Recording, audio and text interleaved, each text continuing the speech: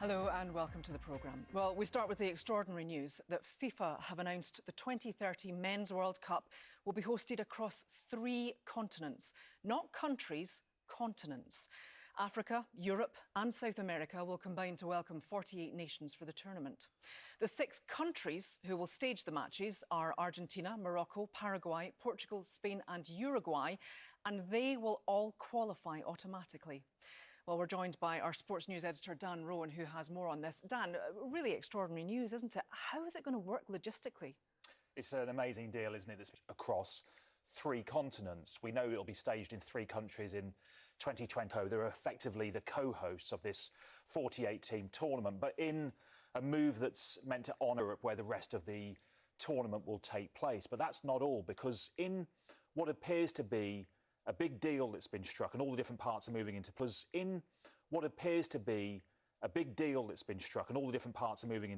And Newcastle have been waiting for 2 decades to play in the competition in front of their own fans.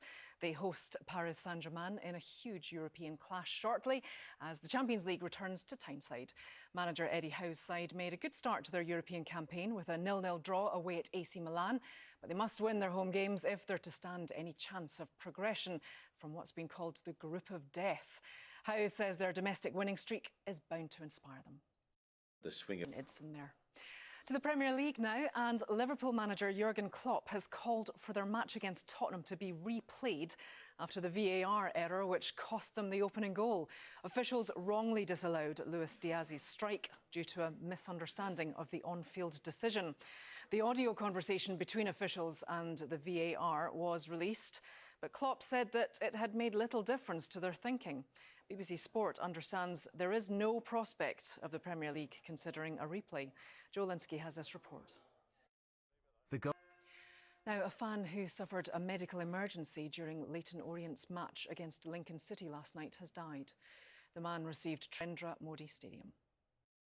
Well, let's give you a reminder of our top story before we go. Coming in the week of the BBC Green Sport Awards, FIFA have announced that the 2030 Men's World Cup will be hosted across 3 continents. Africa, Europe and South America will combine to host the tournament. There's more reaction to that story on the BBC Sport website and app. But that's all from Sports Day. Thanks for watching. Bye-bye.